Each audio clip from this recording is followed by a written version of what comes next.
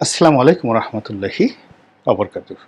সম্মানিত দর্শক, আজকের যে শিরোনামটি ব্যবহৃত হয়েছে, পিলে চমকানো শিরোনাম।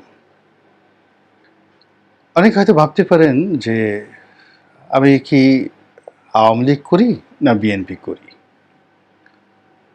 বিএনপিতে আমি নির্বাচন করেছি, বিএনপিতে যোগদান করেছি এবং এখনো পর্যন্ত সবাই জানে যে বিএনপিতে আছি।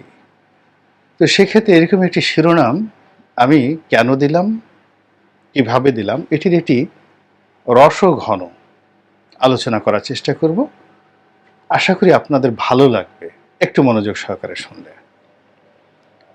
আপনারা জানেন যে আমি বিএনপির ভারপ্রাপ্ত চেয়ারপারসন। ভারপ্রাপ্ত বলা হলো, তিনিই আসলে বিএনপির চেয়ারপারসন। বিএনপিকে তিনি এখন চালাচ্ছেন এবং বিএনপির চেয়ারপারসন বেগম খালেদা জিয়া মূলত সরকারের কারাবন্দী অবস্থায় আছেন, সাজাপ্রাপ্ত বলা হচ্ছে তাকে, এবং বয়সের ভারে নুজ্জ এবং নানা রকম শারীরিক জটিলতায় তিনি আক্রান্ত। কাজেই তার এই জীবদ্দশা এবং তার যে পদ পদবিটি, এটি অলংকারিক চেয়ারপারসন বিএনপির। কিন্তু সত্যিকার অর্থে ক্ষমতা এবং সাংগঠনিক যা কিছু সবই জনাব তারেক রহমান সাহেবকে কেন্দ্র করে হচ্ছে। তার হুকুমেই দল পরিচালিত হচ্ছে। অনাগত দিনে দল যদি রাষ্ট্র ক্ষমতায় আসে, তিনি প্রধানমন্ত্রী হবেন অথবা তার হুকুমের বা তার পছন্দের কেউ প্রধানমন্ত্রী হবেন এবং তিনি দলকে নেতৃত্ব দেবেন, তিনি দেশকে নেতৃত্ব দেবেন। আর যদি তিনি সেটা না পারেন, তাহলে তিনি পরাজিত হবেন, দুর্ভোগ দুর্দশায় পড়বেন এবং এখন যেখানে আছেন তার চেয়ে আরও খারাপ অবস্থায় যাবেন। এটা হলো একেবারে বাস্তবতা। এখন সত্যিকার অর্থে আওয়ামী লীগের জন্য তিনি কি আসলে কোনো থ্রেট, বা আওয়ামী লীগ কি বিএনপিকে, তারেক রহমান সাহেবের নেতৃত্বের যে বিএনপি, সেই বিএনপিকে তাদের প্রতিপক্ষ মনে করে কি না? আপাত দৃষ্টিতে মনে হবে আওয়ামী লীগের কোনো রকম প্রতিদ্বন্দ্বী নেই। বিএনপি নামক যে একটি দল আছে, এটি তারা মাঝে মধ্যে বলে মূলত মানুষকে স্মরণ করিয়ে দেন, কিন্তু বিএনপির কর্মকাণ্ডের কারণে বিএনপি জনগণের মধ্যে নেই, এরকম একটি প্রোপাগান্ডা চালানো হয়। কিন্তু বাস্তবতা হলো যে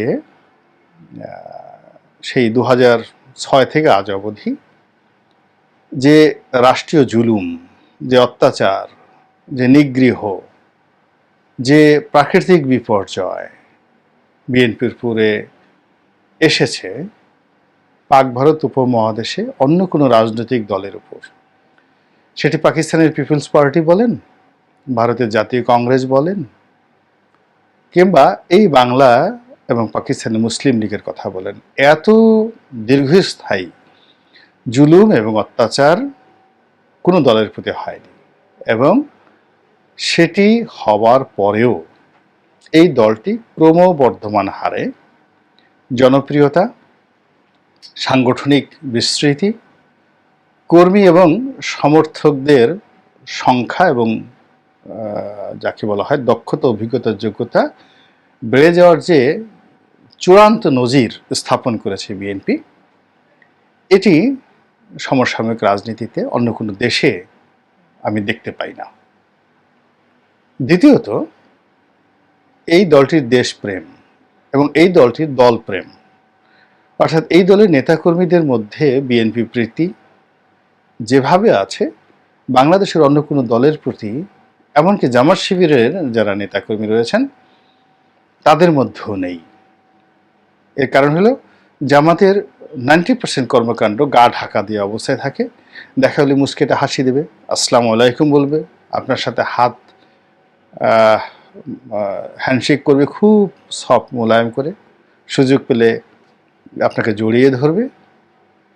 এর কারণ হলো আমাকে মাইরেন না, আমি নিরীহ মানুষ।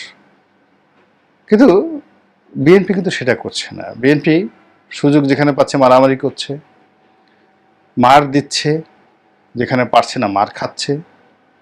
আবার পুলিশ বাহিনীর সঙ্গে তাদের কখনো লেনা দেনা হয় না।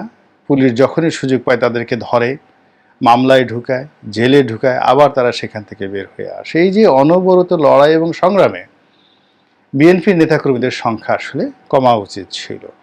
অনেক লোক বনবাসে চলে যাওয়ার কথা ছিল, অনেক লোক ঋষিমুনি হয়ে যাওয়ার কথা ছিল, অনেক মানুষের আত্মহত্যা করার কথা ছিল, কিন্তু সেটা না করে বিএনপি ক্রমশই তাদের যে শক্তিমত্তা এটি বাড়িয়ে চলছে।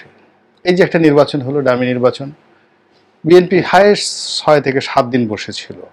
এরপরে রুহুল কবির রিজভীর নেতৃত্বে তালা ভেঙে অফিসে ঢোকা হলো। তারপরে এই যে এখন সাংগঠনিক কর্মকাণ্ড চলছে, সিরিজ, যুবদল, ছাত্রদল, স্বেচ্ছাসেবক দল, তাঁতি দল, কৃষক দল, মহিলা দল, সবাই যার যার মতো করে সারা বাংলাদেশ কিন্তু কাজ করে যাচ্ছে। এই বৃষ্টির মধ্যে, বর্ষার মধ্যে কিন্তু তাদের কর্মকাণ্ড চলে যাচ্ছে। আর দলের ভারপ্রাপ্ত চেয়ারপারসন জনাব তারেক রহমান প্রতিদিন সকাল থেকে একদম গভীর রাত পর্যন্ত অন্তত পক্ষে বিভিন্ন গ্রুপ উপগ্রুপের সঙ্গে সিরিজ মিটিং। এমন দিন নেই যে সে শুধুমাত্র নামাজের জন্য, খাওয়ার জন্য কিঞ্চিত সময় রেখে বাকি সময়টা তাকে নেতাকর্মীর সঙ্গে কথাবার্তা বলতে হচ্ছে, শুনতে হচ্ছে, সমস্যার সমাধান করতে হচ্ছে, কমান্ড দিতে হচ্ছে। এটা হলো বাস্তবতা। এবং এই কারণে কি হচ্ছে, তারেক রহমানের নাম শুনলেই আওয়ামী লীগের লোকজনের মেজাজ গরম হয়ে যায়, মাথা খারাপ হয়ে যায়। তাকে ধরার জন্য, তাকে শাস্তি দেওয়ার জন্য, তাকে ধরে আনার জন্য, তাকে চাপ দেওয়ার জন্য আওয়ামী লীগের মানে সবচেয়ে এখন আকাঙ্ক্ষা, আওয়ামী লীগের সামনে যদি মানে যারা শক্তিশালী লোক রয়েছে তাদের সামনে যদি বলা হয় তোমাদেরকে হুর দেয়া হবে, পরি দেওয়া হবে, সারাবান তহুরা দেওয়া হবে, তোমাদেরকে অনেকগুলো মানে প্রাসাদ দেওয়া হবে, টাকা দেওয়া হবে, বাড়ি দেওয়া হবে, গাড়ি দেওয়া হবে, মন্ত্রিত্ব দেওয়া হবে, এগুলো একদিকে, আর অন্যদিকে তোমাদেরকে তারেক রহমানকে তোমাদের হাতে তুলে দেওয়া হবে। সবাই বলবে যে আমরা তারেক রহমানকে চাই, ওইগুলো লাগবে না। কেন চাও? আমরা তাকে একটা ডলা দিতে চাই। তখন এই যে আওয়ামী লীগের লোকজন তাকে ডলা দিতে চায় এবং তাকে অপদস্থ করতে চায়, তাকে মারতে চায়, এটাই তারেক রহমান সাহেবের সফলতা, এটাই বিএনপির অস্তিত্ব এবং বিএনপি যে অনাগত দিনে ভালো কিছু একটা করতে পারবে এটাই তার প্রমাণ। এই হলো ভূমিকা। এখন খবরে যাই। প্রধানমন্ত্রী, মাননীয় প্রধানমন্ত্রী শেখ হাসিনা তিনি বলেছেন যে তারেক রহমান সাহেবকে লন্ডন থেকে এনে তার বিরুদ্ধে যে সাজা হয়েছে সেই সাজা কার্যকর করার জন্য তিনি ইংল্যান্ডকে, ব্রিটেনকে অনুরোধ জানাবেন। এখন বাংলাদেশের প্রধানমন্ত্রী তো এখন বিশ্বনেত্রী, ঋষি সুনাক তার সন্তানের মতো। আপনারা দেখেছেন যে ঋষি সুনাক তার পায়ের কাছে বসে হাঁটু গেড়ে তাকে প্রণতি জানিয়েছে। তো সেক্ষেত্রে প্রধানমন্ত্রী যদি একটা অনুরোধ করেন, সেখানে ব্রিটেন তো তোলপাড় হয়ে যাওয়ার কথা। এবং ঋষি সুনাক তাকে গ্রেপ্তার করে, তারেক রহমান সাহেবকে গ্রেপ্তার করে যদি মাননীয় প্রধানমন্ত্রীর কাছে পাঠিয়ে দেন, সেক্ষেত্রে পরিস্থিতিটা কেমন হতে পারে এটি নিয়ে আমরা একটা কল্পচিত্র আঁকতে পারি। এটাই আমি এখানে বলবো। তার আগে আমি বলি নেই যে ব্রিটিশ জাতির দুটো দিক রয়েছে। সেটি হলো যে তারা তাদের যারা বস রয়েছে, বিগ বস, যেমন আমেরিকাকে তারা বিগ বস মনে করে। এখন জুলিয়ান অ্যাসাঞ্জ, যিনি মার্কিন একজন সাংবাদিক, অস্ট্রেলিয়ার নাগরিক, তো তিনি উইকিলিস নামক একটি পোর্টাল চালাতেন এবং সেখানে আমেরিকার অনেক গোপন নথি তিনি ফাঁস করে দিয়েছেন। এই জন্য আমেরিকা তাকে ধরে নিয়ে যেতে চাচ্ছে এবং এই লোকটিকে আমেরিকা পাঠানোর জন্য ইংল্যান্ড তার সর্বোচ্চ শক্তি, মানে রাষ্ট্রশক্তি, সর্বোচ্চ শক্তি ব্যবহার করছে এবং বিচার বিভাগীয় সিদ্ধান্তের জন্য তারা এখন সর্বোচ্চ চেষ্টা করছে এবং এটা পাওয়ার সঙ্গে সঙ্গে তারা আমেরিকাকে পাঠিয়ে দেবে। বস যারা বস, তাদেরকে যারা বস মনে করে তাদের পদলেহনের জন্য ব্রিটিশ জাতি সবসময় এই কাজগুলো করে থাকে। এটা নিয়ে মানে ব্রিটিশদের এই অভ্যাসগুলো অনেক আগের। কিন্তু যদি কাউকে সে অধীনস্থ মনে করে, অপ্রয়োজনীয় মনে করে, তাহলে তাদের সঙ্গে ব্রিটিশরা সবসময় চাকর বাকরের মতোই ব্যবহার করে। এখন বাংলাদেশের মাননীয় প্রধানমন্ত্রী শেখ হাসিনার সঙ্গে কোন ধরনের ব্যবহার করে? মাঝামাঝি ব্যবহার ব্রিটেনরা করবে না। তারা আয়দার তাকে আমেরিকার মতো সম্মান করবে, ঋষি সুনাকের মায়ের মতো তারা সম্মান করবে, অথবা তারা পুরো উল্টো আচরণ করবে। এখন প্রধানমন্ত্রী যে অনুরোধ জানাবেন ঋষি সুনাককে, অবশ্যই প্রধানমন্ত্রী ঋষি সুনাককে অনুরোধ জানাবেন এবং সেই অনুরোধ জানানোর ক্ষেত্রে যদি ঋষি সুনাক তাদের দেশের আইন কানুন মেনে জনাব তারেক রহমান সাহেবকে গ্রেপ্তার করে পাঠান, তাহলে প্রশ্ন হলো তাকে কি আলাদা চার্টার প্লেনে করে পাঠানো হবে, না কোনো কমার্শিয়াল ফ্লাইটে পাঠানো হবে? তাকে কি রাজকীয় মেহমান হিসেবে পাঠানো হবে নাকি একজন সাজাপ্রাপ্ত আসামি হিসেবে পাঠানো হবে? যদি পাঠানো হয় সাজাপ্রাপ্ত আসামি, সেই ভানুর কৌতুকের গল্পের মতো, তার হাতে কি হ্যান্ডকাপ পরা থাকবে, না সারা শরীরে ডান্ডাবেড়ি পরিয়ে তাকে পাঠানো হবে? এরপর তাকে পাঠানোর পর তাকে কি যে আমাদের এয়ারপোর্টে, আন্তর্জাতিক এয়ারপোর্ট যেটা আছে এখন শাহজালাল আন্তর্জাতিক এয়ারপোর্ট, সেখানে নামানো হবে, না কি এয়ারপোর্টের মধ্যে যে সামরিক ঘাঁটি রয়েছে সেখানে নামানো হবে? নাকি তেজগাঁতে আমাদের একটা আলাদা বিমানবন্দর আছে যেটা সামরিক কাজে ব্যবহৃত, সেখানে তাদেরকে নামানো হবে তারেক রহমান সাহেবকে? এরপর উনি যেদিন আসবেন, সেটা রাজকীয় মেহমান হোক, হাতে হাত কড়া পরানো হোক, সারা শরীরে ডান্ডাবেড়ি পরানো হোক, সে অবস্থায় যে আওয়ামী লীগের লোকজন কি করবে? তারা কি সেদিন পুরো রাস্তায় তাকে নিন্দা জানানোর জন্য, রাস্তার দুই পাশে দাঁড়িয়ে তাকে অপমান করার জন্য, ঢিল মারার জন্য, জুতো স্যান্ডেল মারার জন্য তারা কি রাস্তায় থাকবেন, নাকি তামসা দেখবেন?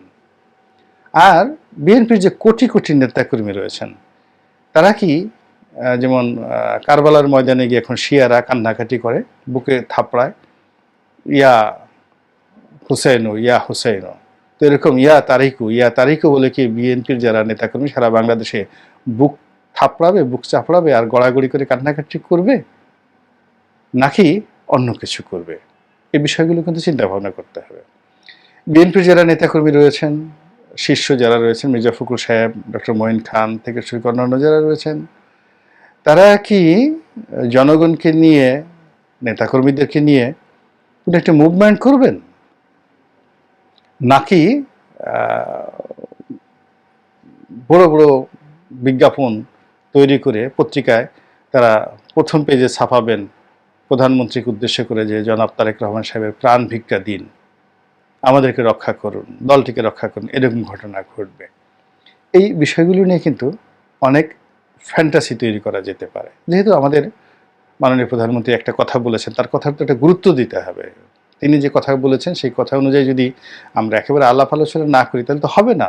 হাজার হোক, তিনি তো আমাদের প্রধানমন্ত্রীর পদে বা চেয়ারে বসে আছেন। এই বিষয়গুলি আলোচনা করতে পারে। আর সবার শেষে ইন সিরিয়াস বা একেবারে যেটিকে বলা হয়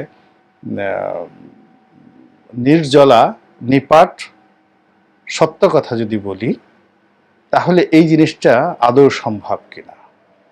ব্রিটেনের আইন অনুযায়ী পূবের চার যদি পশ্চিমে উঠে যায়, ঋষি সোনাক তো দূরের কথা, ঋষি সোনাকের বাপ, মা, দাদা, দাদি, 14 গোষ্ঠী যদি কবর থেকে উঠে আসে, এবং ব্রিটেনের সিস্টেম অনুযায়ী যদি